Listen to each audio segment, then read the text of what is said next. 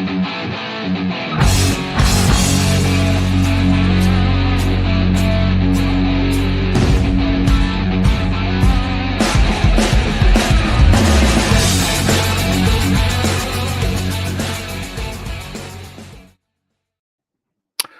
and welcome to the Pirates Fan Forum here on DK Pittsburgh Sports Podcast Network.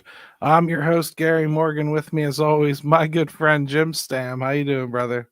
Doing good, man. I'll tell you what, like baseball's really not that far away, Gary, but it's kind of hard to envision with the deep freeze that we are in, man. It seems like baseball's a million miles away. Yeah, I mean, I think we're about 4 weeks away, believe it or not. And yeah, I mean, it's even harder to believe when you're in a market that isn't doing much, right?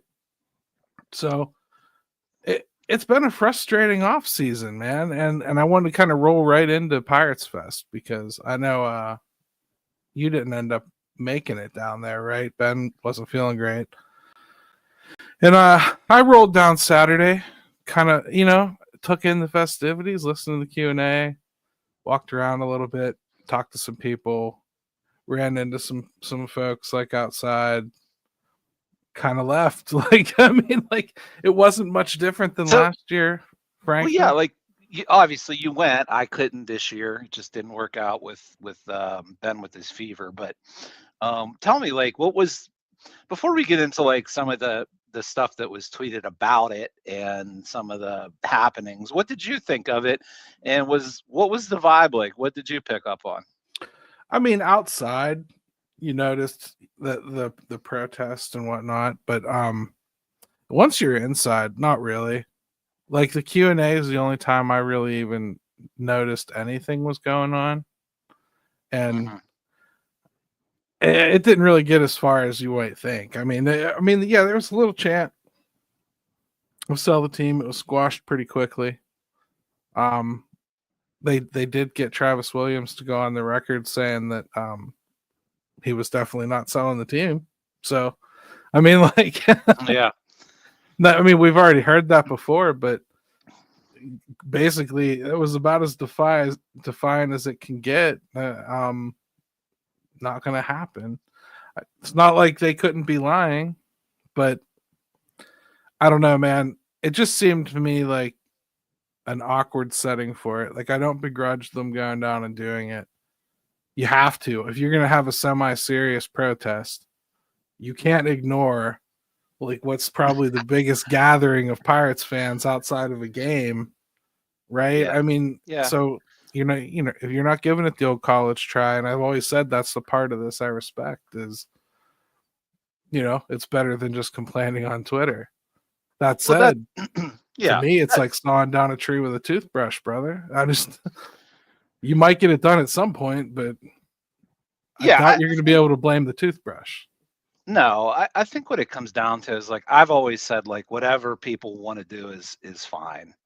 And at least they put some action behind it, whatever it is, because that's all we get is fake proclamations from people. And then they, if the Steelers re-sign Russell Wilson, they're going to quit following the team tomorrow. And of course, we know that's not going to happen. So I wish it would be, though.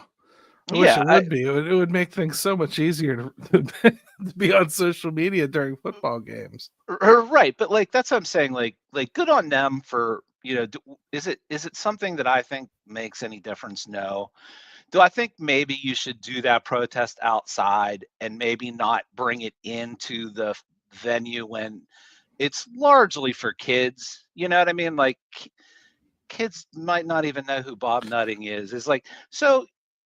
That's probably the shame of it right there. A third of the audience is kids here.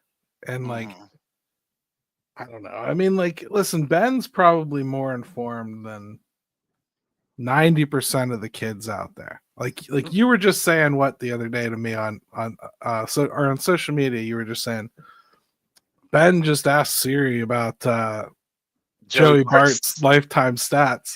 Yes. And you're like, what have I done? And I'm thinking to myself, like, there aren't really too many Bens out there, okay? Like not at that age, right? But that's most of that audience, right? And I just think it's kind of awkward. Like I likened it to showing up at Market Square during the Christmas market with picketing against Santa. You know, like Oh, you well, you that might that be is right. coming in this world probably. Yeah, you might be right, but you're probably just going to piss off a bunch of parents and confuse some kids. That's all Yeah, I'm saying. do you want to go down there with Santa's a liar? Like Santa's fake and he's a liar, and um, I'm going to put this up there, but tell Ben to close his eyes because he's too old to see things like that now. But Ben is a good kid though. But yeah, I don't know. no, it's I just don't the begrudge venue, them. right? Yeah. No, I don't either. Like I think they went after Greg Brown a little bit on social media afterwards, and I mean, what do you want Greg Brown to do in that situation? I can Like tell you what the Pirates want Greg Brown to do with that situation. Exactly well, what he did. like think about it from just like basic employer terms. Like there's only so much you can do in that. And I'm not a Greg Brown fan. We've talked at long at length about the fact that the Pirates broadcasters could do better with how they present the game in Pittsburgh and what they talk about. But I thought that was the wrong thing to take a shot at with him. Just my opinion. That's all. Yeah, but I mean the event ho hum all in all. Like Mhm. I missed just about everybody. I mean Josh didn't end up making it. You weren't going to make it on the day I went anyway. I didn't even see Craig. I don't know. I just didn't run into Yeah. any. Pirate Queen was down there. I missed her entirely. I don't know. I seemed to just be a ninja. I got in and out, and I don't know. Didn't run into hardly anybody. Went by myself. My brother-in-law bailed on me. So, you know, Hey, just sometimes it's nice to be a fly on the wall. I noticed Henry Davis was not there this year. I so did don't know. somebody else. Yeah, I heard that John Parado noticed he wasn't there and basically came out on the fan and said that they're eventually just going to have to write him off as a bad pick. Like, Okay. just from I'm sure that he's not just basing that on not being at Pirates Fest, but that seemed to be what he led with as far as basically like he doesn't matter anymore. I don't get that impression, but it's a take. No, I don't think that. What does he have 400 at bats in the majors yet? No. Okay, So well then, I think that's your answer to that question right there. I'm very confused about it. You put out a poll question that I think we should take a break and come back and hit because I think John Parada is not alone in his feelings about Mr. Davis and his future, is he? So, No, we got some interesting data from that poll question. all right, let's do it to it. At DK Pittsburgh Sports, we take pride in coverage that connects our city's fans to their favorite teams. Now, that connection's stronger than ever. Introducing our all-new state-of-the-art app.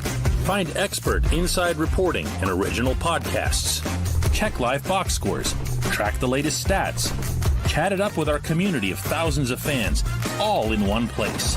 The new app from DK Pittsburgh Sports. Coverage that connects. All right, welcome back to the Pirates Fan Forum here on DK Pittsburgh Sports Podcast Network. We're going to talk about your poll question a little bit here, Jim. So, you want to lead the way? Yeah, sure. There was just some talk in general about Jack Suwinski, because clearly Jack is becoming a topic the longer this offseason goes, and nobody's being brought in. And of course, Henry Davis, right? So I threw out a poll, just said, who do you have more confidence in being a legitimate contributor for the 2025 season? The choices were Jack Suwinski, Henry Davis, both, or neither. And even as I did that poll question, I thought it would be close. It was.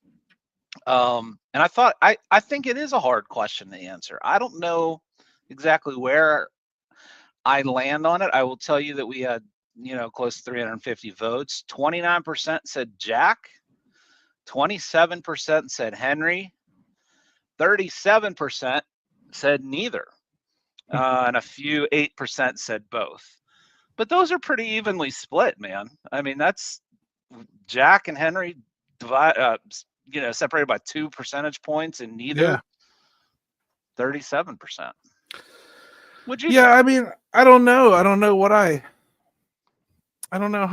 how I come down on it. I don't know that I look at it like that. I almost look at it more like numbers of players in that ilk that could contribute. Like I put Nick York in that, and Billy Cook, and even Leover Piguero, and Nick Gonzalez to a degree is in that. You know, like I really want to see some of those kids start to emerge. Endy is another one. I don't know how many of them are going to. I mean, if it's like 3 or 4 of them, this team probably makes the playoffs pretty easy. If it's 0 to 2, they struggle probably to get there. That's really what this story is about. Yeah, well, you know, when you hear as much about contributions coming in internally, as much as they like to say that, I thought these were the 2 like hot button guys, though, right? Like Jack gets a reaction, Henry certainly gets a reaction at this point. You've got Jack, who a year ago hit 25 home runs. Henry's got probably the better pedigree. It's a tough one. I will say I think one of those 2 needs to. I think, of course, the guys you mentioned as well, some of those need to step up.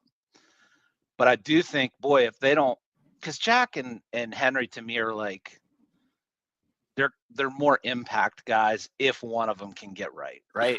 Well, they desperately need power, and that's something that supposedly both of those are going to provide or could provide. It's at least in their bag of tools.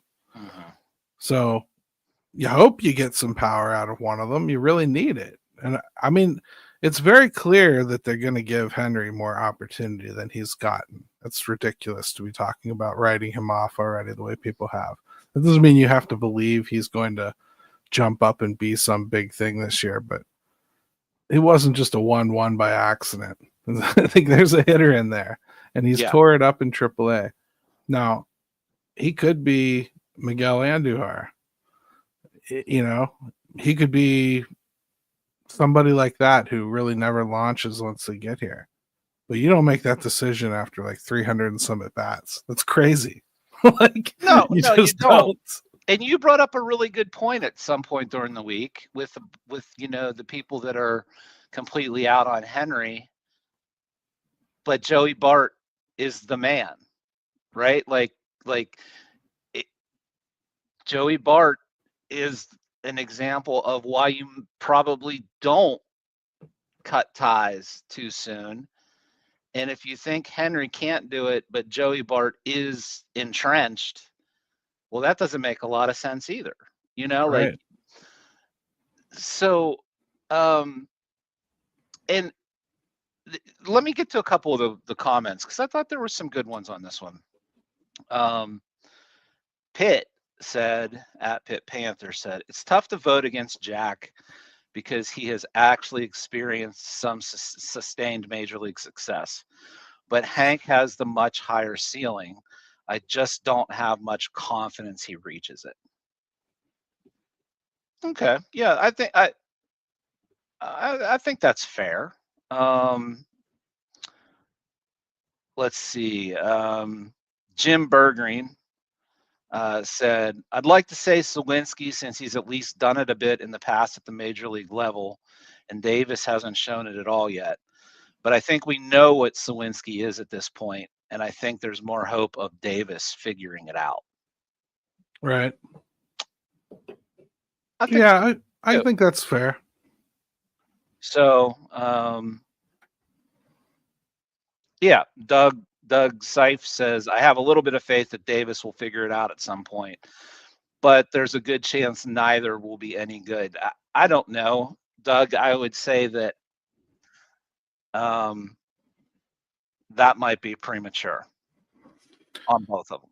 Yeah, and I mean, I look at last year. You and I spent a lot of time talking about how we didn't see a place for Nick Gonzalez. We didn't see him fitting on this team. We didn't think that the strikeout problem was ever going to go away. There was a lot we were worried about. Even defensively, we didn't like certain aspects of his game. And boy, did he come back looking different last year, right? To the point where most people are pretty willing to like have him be their starting second baseman and not question it too much. Even while he has a sub 700 OPS, you know what I mean? Just because Sure. he had some really timely hits and everything. But, you know, I think that we often forget where we were on players before they do take some kind of a turn. To me, to have as much faith in Endy as people have right now, based on the evidence, and as little as you have in Henry Davis, based on the evidence available, is mind-boggling. They should be thought of very similarly. If anything, a little bit more frightened about how much time Endy just missed.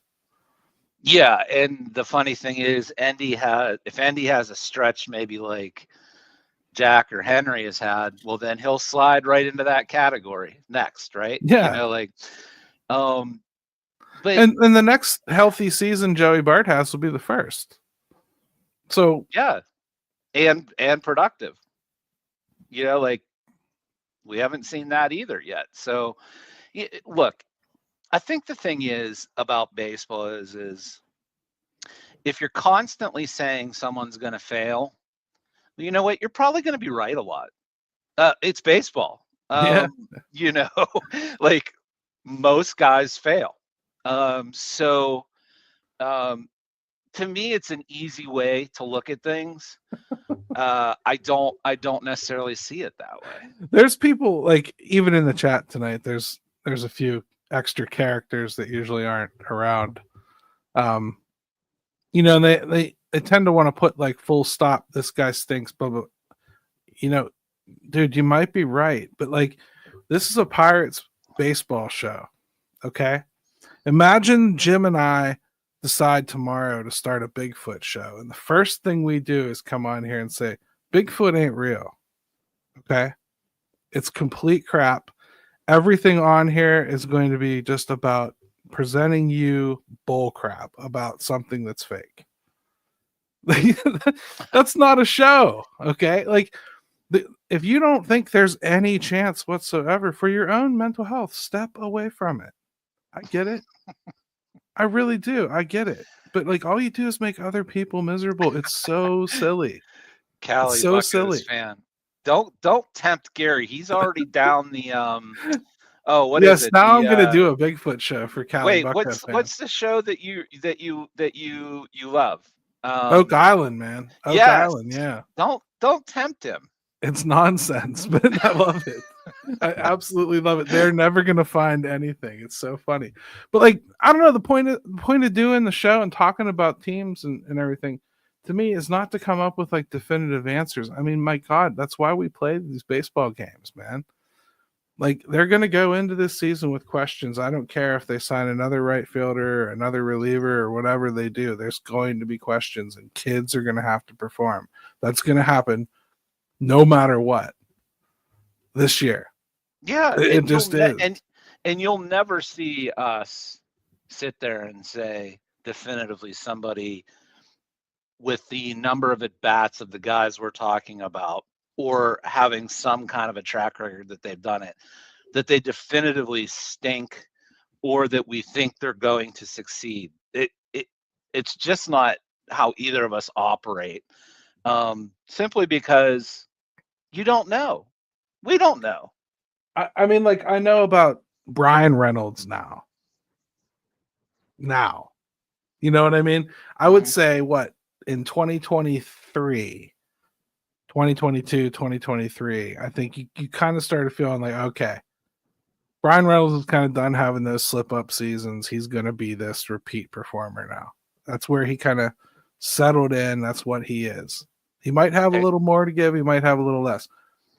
now we got maybe another year or two before we start thinking about like, oh, is this the year he starts taking a step back? He's getting on that other side of the edge of the age curve, right? You get such a small window in baseball with players where they're truly in their sweet spot. You know, the greatest of the great will give you 10. The average to the really good give you what, 6 or 7, 8. You know what I mean? God damn, people. You can't like hate them for the first 3 years while they figure it out. Be okay with them, but want them traded for the next 2, and then get extremely pissed in the year they definitely are going to get traded from this. You're essentially giving yourself like 34 games to enjoy somebody's stay with the team. I mean, again, the game ain't for you. I'm sorry. Like, and that's anywhere. Like the Braves just signed Jurickson Profar after he had really his best season last year. They bought the Kool-Aid. They're like 3 years. Okay, we think it's real. It's not a bad contract at all. The Pirates definitely should have been able to afford it. I would have loved if they did. But the Braves feel like they can afford for that to be a screw up. The Pirates don't. I don't know what to tell you. That's the way this game's structured. If you don't like it, this game ain't for you. It just isn't. I'm sorry. The way it's structured, it blows. The owner stinks. Get past it or don't. Yeah. Like, I want to watch and talk about it. The owner stinks. Baseball's got big time problems that seem to be being talked about more these days. Yeah. And you know, so that's a good thing. But yeah, this is the setup right now and the system. You know full well going into it what Bob Nutting will not do. And that's just the reality. If we did a show after your Bigfoot show that only concentrated on why it sucks, that would get boring, real quick. You'd say the same things every single week. Oh, every single week. We could just record one show and all you're doing is confirming what people like want to have confirmed. This is how I feel. I'm really angry. Tell me why I should be really angry in a different way today. That's all. Find a creative new way to tell me that Bob's cheap. Make up some new way of saying it that might go viral. Well, I don't need to. And to me, like, the thing I'm starting to see, and interestingly enough, I'm seeing it now about the Steelers, is don't go to the games. Don't buy a shirt. Don't buy a hat. Let me tell you something. Bob Nutting and the Rooneys do not care if you show up or you don't. They do not care. The Penguins maybe a little bit, because hockey's a little bit more reliant on some, attendance, right?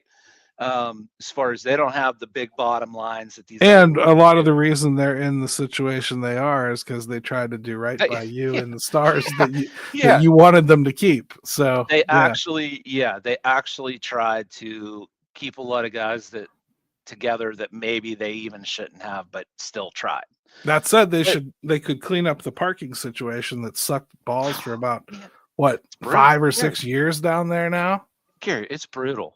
Yeah. That's a different subject, but still. That is. But to me is like, and Queen said it in here, I think I saw. She said find something you love about the game and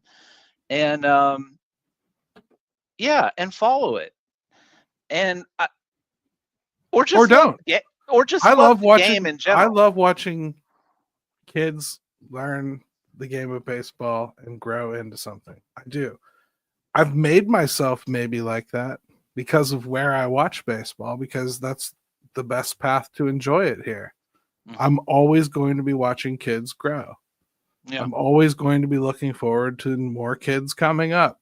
I'm always going to be looking forward to that in this market until baseball changes. Well, Gary, take for instance, shameless plug here, when we had Connor Griffin on last week, right?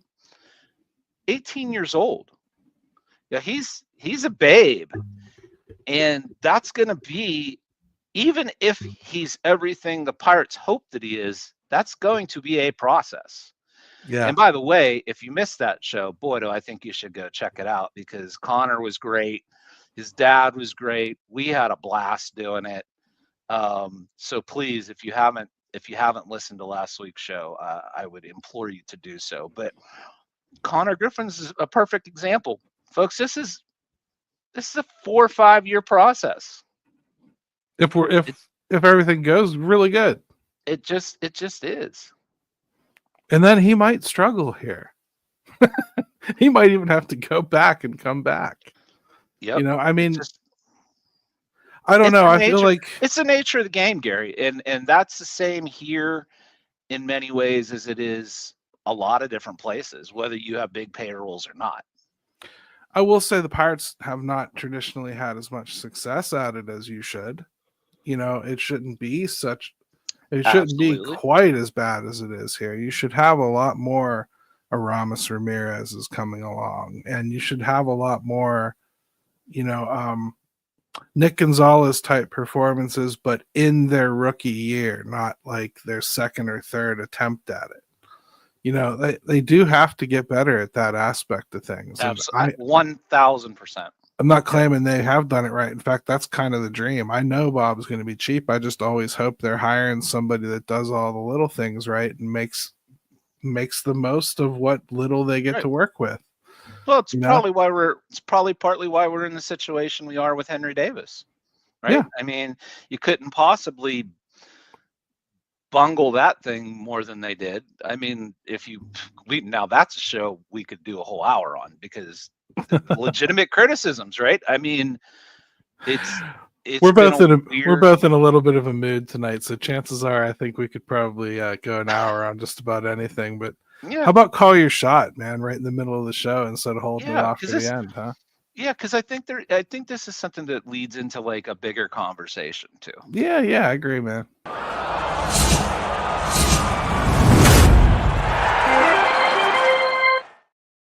All right, Call Your Shot is brought to you by our good friends over at shopyins.com. Check out everything they've got over there. They've probably got some Pickens shirts they need to get rid of here. Isn't around much longer, so I don't know. There might be a screaming deal on it at some point here. Go check out shopyins.com. This week it's Kevin Conforto. I really like the question here. It's about the Hall of Fame. With the full Hall of Fame class being announced earlier this week, including Dave Parker, who we knew about in December, who do you think the next player, coach, or executive from the Pirates who will be inducted into the Hall of Fame will be? Ugh. I mean, Jim. Well, it's a sobering question. The first one that comes to mind is a very hopeful Andrew McCutchen. Like, I thought like Billy Wagner is very borderline for me. The more borderline players that get in, the more I think maybe Andrew will have a shot when he hangs them up. The only other one I can think of that would retire a Pirate, because you could get crazy and start throwing like Aroldis Chapman in there. He was here for a year, but he ain't going in as a Pirate. Danny Murtaugh is the only other one I got that I think really could. Al Oliver, I don't think is going to get it. Al Oliver is yeah. It's funny. Someone had mentioned him the other night, and I really went down the rabbit hole looking at his numbers. Almost 2,800 hits. I think he had a lifetime 300 batting average. Some really good numbers. But yeah, the pickings are slim, and some of those guys are so long ago in the past now that I don't know that does a whole lot for Pirates fans that are under 40. You know what I mean? Like who could you even possibly, besides Kutch, from the last 20 years, would you say even had a sniff? Could even have a sniff? And maybe that's part of the problem in baseball. The Pirates are not going to be the only team, Gary, that is in this situation moving forward with Hall of Famers. Expound on that a little bit. Are you kind of getting off on basically what's happening in LA right now. Well, I just think if you look around, even teams that get good players and you get them for like the first 5-6 years, and if you lose them to a bigger market, well, they're not going to go in as Pirates. They're going to go in as the team where they got the money, they got the notoriety, they put up the majority of their statistics, they probably won some, hardware at that point. And if you look around the league, you can point to numerous examples right now where, yeah, they start somewhere. They're going to be Hall of Famers. They ain't putting on that hat when it's time. And I just think that, like, that's the thing that bothers me a little bit about when people talk about baseball and, it's fine. It doesn't need the cap, and there's parity, as people love to say. Well, there are other things about this system that still should matter that you're not going to get. I like what, let's say, teams like Seattle and Kansas City have done with their young stars like Bobby Witt Jr. and Julio Rodriguez, and Milwaukee with Jackson Chirios, I like that. Get what they're doing. I would love for the Pirates to do the same thing with Paul Skeens, but let's be real. None of those players are going to finish their contracts in the cities that they signed in. None of them will. They'll all be dealt before those expire. They look good on paper. They look like you're trying. But when it comes to what we're talking about as far as like Hall of Fame, the reality is mostly all of those players are getting dealt before that happens. Right? You take the Washington Nationals right now. Juan Soto and Bryce Harper. The Nationals will be the smallest footnote in that story when it's all said and done. If you think about it, like just for the caliber of player that he is, or at least the perception of the caliber of player he is, Juan Soto, he's already on his 4th team. That's a little strange, right? Isn't that a little strange? That doesn't happen very often. Like the team, like Shohei Ohtani, okay, it's a 2nd team. We get it. I understand why you changed, and he'll only have 2. He's not the type that's going to get traded, because even if he's 43 and just coming off the bench and hitting 1 home run, every week, he's worth it for the merchandising to keep on the team, right? Right. So he's a different animal. But Juan Soto, I would not doubt he gets traded again from the Mets at some point. Would you? Unless his contracts become so bad near the end of it that they can't get out from under it. But yeah, I mean, are you saying it's ironclad, Jim? His contract? I didn't. But no, you look around, like, what's Ohtani gonna roll into the Hall of Fame with an Angels hat on? No, absolutely not. No, you're right. I mean, I think that is an aspect of not having any kind of financial balance that really matters. Like, it's not the league's fault that the Pirates have an owner that doesn't want to stretch his belt and doesn't do a very good job of hiring GMs, apparently. Sure. That said, they come out and win this year. I bet you there's more people that are upset that these guys are going to come back again in 26 than there are people happy that they succeeded this year. I think there's a lot of people that have their entire identities built into being right about everything being wrong. Well, look, baseball's just not in a good spot. It's certainly not in a good spot here. And these are the types of questions. The Call Your Shot was excellent, because I just think it's one of those things where, yeah, the more you think about it, it goes way deeper than just parity and caps and floors. Right. It really does.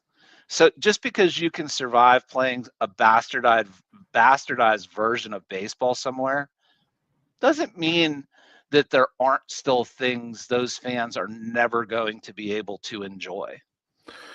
So yeah, it's definitely an aspect of the game that we grew up with that doesn't really exist anymore for us, right? I mean, yeah. Dave no. mentions Garrett Cole. Perfect example. Perfect example. There is a generation coming up now, though, that will have probably never seen that. Like, it's good. It's so usual to them for players to play in other uniforms that, like, we were old enough, I think, that it still took me aback a little bit to see Tom Brady in another uniform. You know what I mean? Like, Right. and I obviously I'm not a fan of Tom Brady. I mean, but like, I didn't necessarily want to see him play in anything. You know, I wouldn't have wanted to see Barry Sanders play outside of Detroit. I didn't want to see Kutch play outside of Pittsburgh.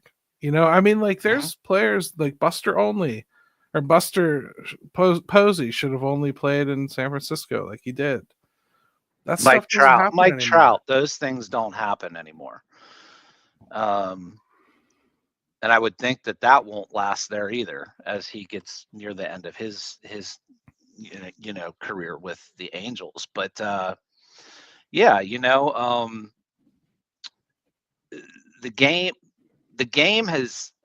the Dodgers have succeeded in doing one thing right now, and that's getting people to talk about where the game is at and where it's headed.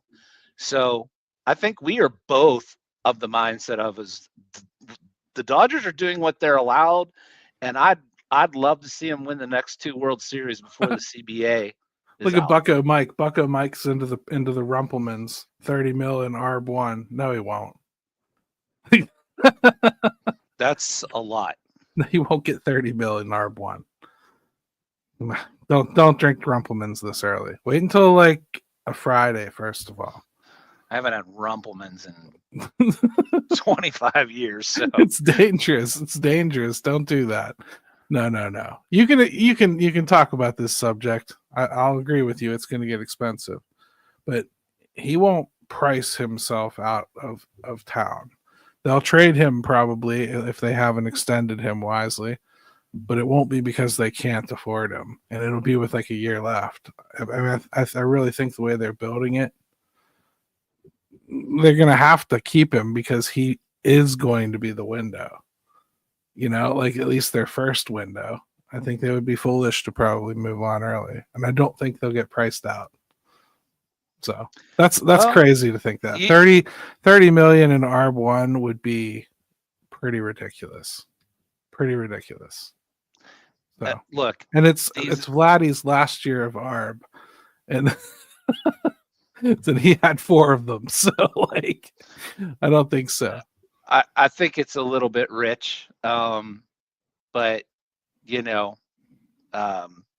but this goes back to the whole thing of why do baseball fans even have to worry and talk about this stuff? Yeah, why do we even have to talk about it? That's the thing that sucks. Yeah, right. You mentioned Tom Brady. Yeah, he went to Tampa Bay.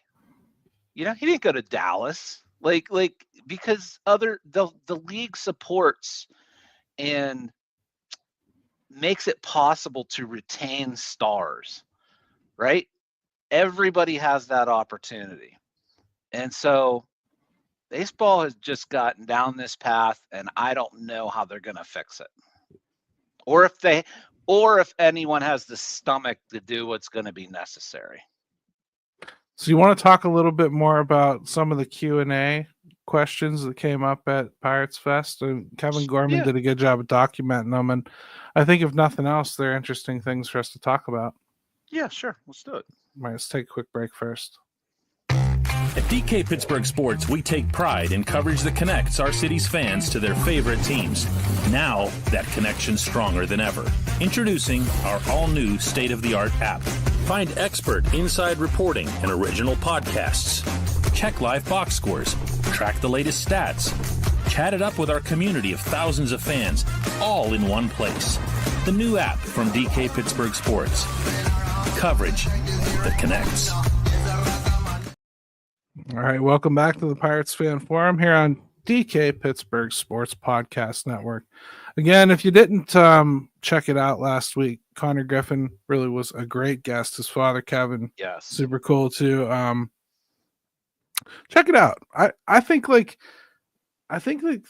it's interesting what he and Termar kind of said. If you listen to their intro interviews that they've done with the team and any other shows they've been on, it's amazing how similar they are in their mind spot. You know, I mean, the Pirates definitely do have a type when it comes to those young kids. They do. They do. And both seem to be mature beyond their years as far as like the character and the work ethic type part of it. And quite frankly, I mean, that's got to be there. It has to be. So it seems like those are the guys they target. So let's start with the Q&A here a little bit. Travis Williams got the party started. Somebody basically asked him about trying to win, and he answered with, I know there's a lot of frustration, and there's frustration because we're not winning.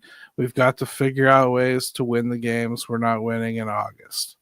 And then a fan wearing a Sell the Team Bob shirt responded by shouting Sell the Team, and they started the little chant there that went on for a little bit and resulted in Greg Brown's chastising of said audience, which I'm surprised kind of did shut it all the way down. It didn't happen again. So where do you want to go with this? you don't have to talk about the chanting, but like, yeah, basically it's a word salad answer. Well, what sucks is that they haven't managed to come up with any kind of a better way to talk about this. It would be better, Jim, in all sincerity, it would be much better for them if they would just come out to the mic with a swagger like Vince McMahon back in the old Attitude days of WWE. Just strut on down to the microphone, pick it up, and just go, we're not adding to the team because we don't need to. We're right. I'm afraid I've got some bad news. Yeah. Just to say this team's going to hit the playoffs takes balls the size of grapefruits. Wouldn't you love for them to just come out? I mean, talk about being inappropriate in front of the kids. But wouldn't you love it if they would just come out and just like wear it out on the outside? Why not just come out and be like, yeah, we're going to be just like the Rays, man. We are not spending, but we are going to win. We're going to have a competitive team. Sorry, get on board. I know it's not what you want, but this is how it is. Wouldn't you prefer that? To like, Yeah. we've got to find more productive ways to slice carrots. And yeah, I mean, like, if you're going to go down with some confidence and some gusto. That would probably be way. The thing that bothers me about, because this is a theme that has been recurring now, which is they like to talk about like, well, we just got to figure it out in August and September, right? Like that's the problem, right? Because it's good. It's just that August and September. That's like 60 games. Like we're not talking about like one bad week in September that cost you the division. Like, if you really think it's a lot of baseball, Gary. If you really think it actually is about the time of year, maybe you're right. If you are, listen to your own advice then, because what happens to the other teams come like August, September is they start to come together and turn into better baseball teams than they were at the beginning of the year. Whereas your team doesn't. And you kept your coaches. So, like, right. That's coaching, my friends. If you really believe that it's just, those zany Augusts and Septembers, well, you hire a guy that's supposed to keep that from happening. And Lord knows he babies the shit out of the lineup all year long to keep them healthy, right? So, like, why isn't it paying dividends in August and September when he's making dumb moves and losing games for me in May to benefit August and September? Yeah, and you kept a lot. Yeah, there's a lot you can kind of pick apart with using that logic, right? So to me, it's just I've heard it pop up enough now where I'm like, that seems to be the angle, which is, man, we just haven't figured it out that last little bit. Well, No, it's not a I little. think that's all I'm saying is come up with something better. I made a joke of it, but like, come up with something better. Tell me, like, listen, I understand why you wouldn't believe in Jack Sawinski last year, and I understand why, blah, blah, blah. But listen, we really think between Jack and Billy Cook and Nick York, we've got a player there. We've got to see how it shakes out, but that's what we think. Like, just come out with it. Quit torturing fans into thinking you're going to finally do something that you're not going to do. You know, like, that's all I'm saying. Be transparent about it. We all know that Bob ain't letting you spend. You're not fooling us. You know, like, I didn't catch you shopping at Walmart and you're like, oh, I'm usually at Saks. You know, like, you're not fooling me. That, you mean in your dirty sweatpants and your UGG boots and you're normally somewhere else quite more sophisticated. Yeah, like, okay, so what else did Kevin say? Because there were other tidbits, right? Yeah, let's see. Derek Shelton was asked what he's doing to make improvements. Shelton said it's about finding ways to get through tough stretches and avoid 10-game losing streaks. That's my responsibility. I probably didn't do a good enough job with that. So Derek Shelton feels that 10-game losing streaks are the focus of what he needs to stop from happening. How does one do that, Jim? Like, what could Shelton change that would fix that 10-game losing streak? Well, you could make changes when it's clear that somebody's not able to close out ball games like you'd like them to, instead of just absolutely going down with the ship. Maybe you could listen to Brian Reynolds, who directly said that they need to have a more consistent lineup at Pirate Fest. And said he's going to become a more vocal leader too. So my first thing is, Brian, please, and Tina, if you're listening, tell him, Brian, head on into Shelton's office and say you want a more consistent lineup. I mean, like, I think, yes, that's a very smart thing. You'll never hear that from Shelton in all these questions, I promise. Well, you know what? Brian probably needs to do that. I think it's time for Brian to I understand it might not be in his nature, but sometimes it's necessary. And I think Brian's a guy that should be stepping up and being more of a leader. It's not always easy to do. I would agree.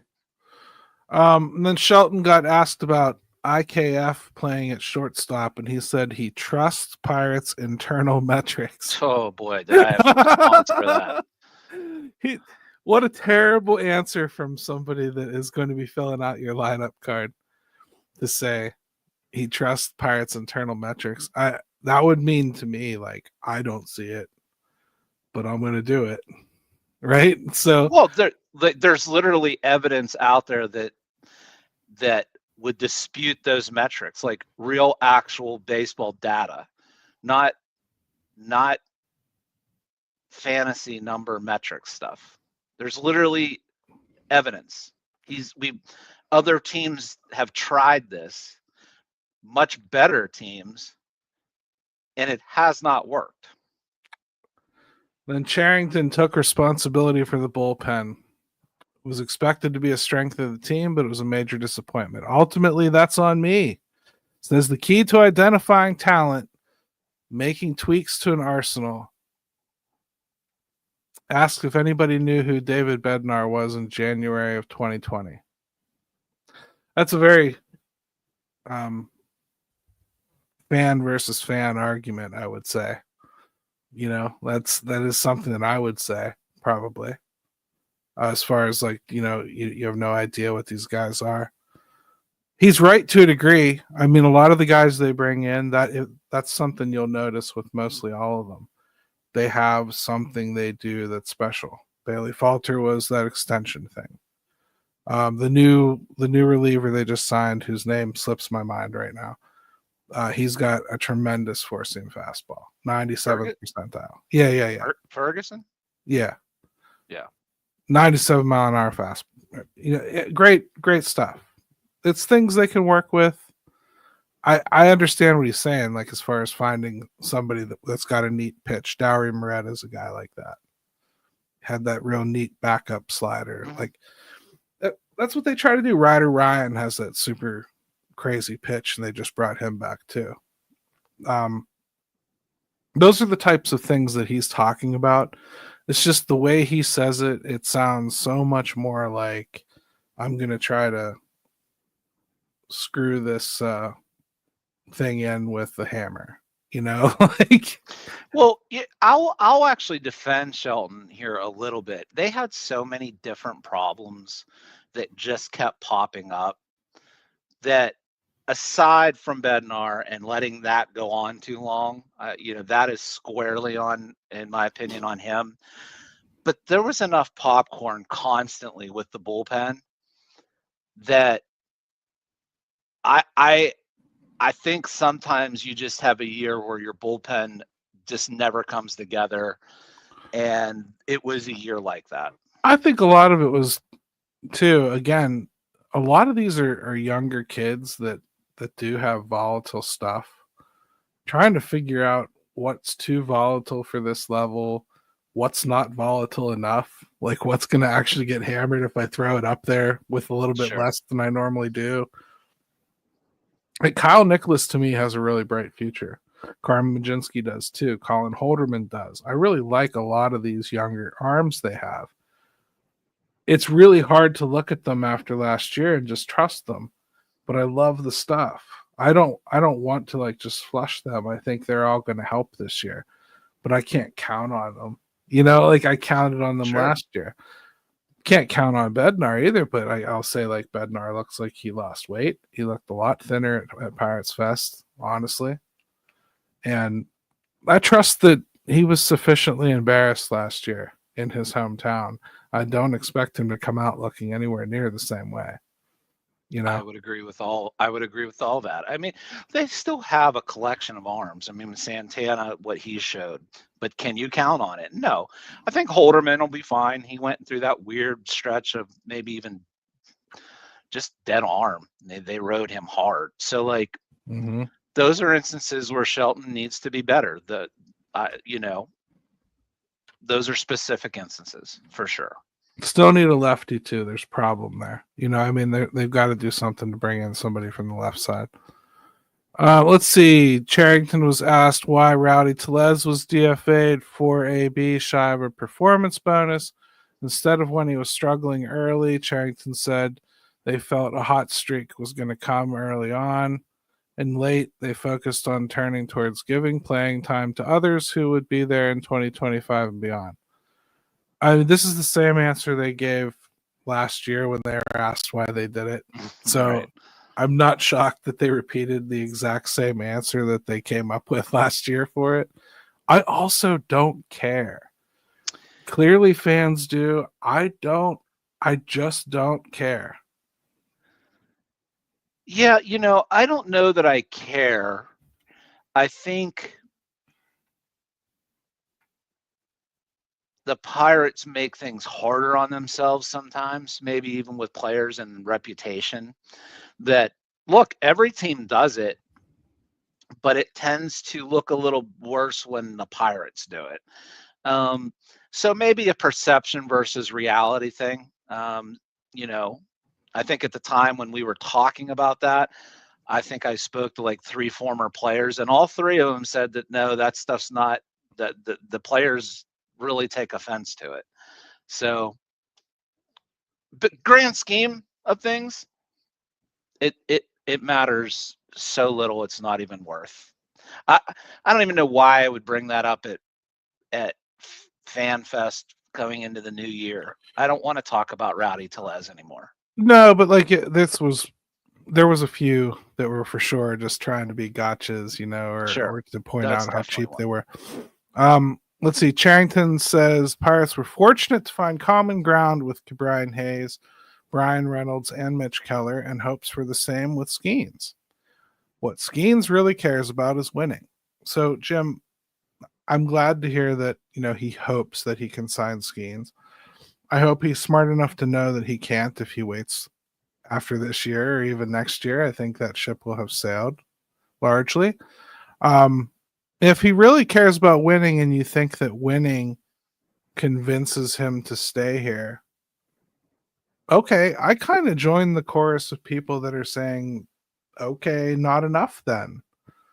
You can't take a chance on Jack or York or Cook or whoever you're planning on floating out there in right field.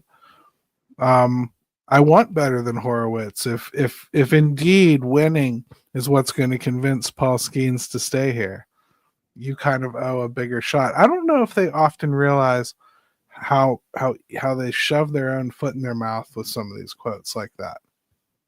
He's basically telling me that you got to get this done in order to keep a guy like Skeens around, and then you haven't done it. Well, for Skeens, why does he have to settle for anything? You know what I mean? Whether you want to talk about showing him about winning, he doesn't need to settle for that at some point, and the commitment to it. He sure doesn't need to find common ground with anybody. And the Pirates mentioned that. Yeah, Keller was willing to do it. Reynolds apparently was. Hayes. Paul Skeens doesn't need to settle for this kind of stuff. So, even those comments are problematic to me, because it's just how you're approaching Paul Skeens with the same type of hope or attitude that you approached Brian Reynolds with. Okay, see if that works out for you. So then somebody asked, is there some creative way to sign Paul Skeens now? Same with O'Neal Cruz. Or are we just going to wait until 2028 and trade them for hot garbage like we always do? Now, this question was largely avoided after a literal laugh. They pretty much repeated that same gobbledygook about winning and, trying to find common ground and all that stuff. He just repeated it basically. So, but that was one of those tough questions that, people wonder why the reporters don't ask. I figured I would read it for you. Well, anytime you can fit hot garbage into any type of fan fest or show about fan fest, you got to do it. Let's see. Charrington has asked if there's a big trade coming or fear factor because of the Chris Archer deal. And he laughed again. And he said zero fear in that. He looks back to July, says he can see there's already some that didn't work out. Probably the way we wanted. Brian De La Cruz is what he's talking about, of course. Mm-hmm. He's basically saying he's not afraid to make any deals. So no answer really comes. I know they're trying to guilt him into it or to say why he will or won't pull the trigger on something. You're just never going to hear it. I just don't know what else to say about this. There's no creative way to ask the question that's going to get you something direct. There's never going to be a gotcha moment other than the gotcha is get ready for the recycled, rehashed response. I totally agree. It's the only gotcha there's going to be. I would say largely, I could read more, but I think that kind of gets the gist here. The point is, I don't think that they broke any ground. I don't think there was anything new. I truly don't believe that the protest will have much effect. I think they'll fizzle out sometime in the middle of the season, especially if the Pirates meet their zips for the, projections of 500, and they didn't even include a few players that are almost definitely going to be here. So I think in all sincerity, it's going to be kind of hard to to feign the anger that is in the air if they actually win.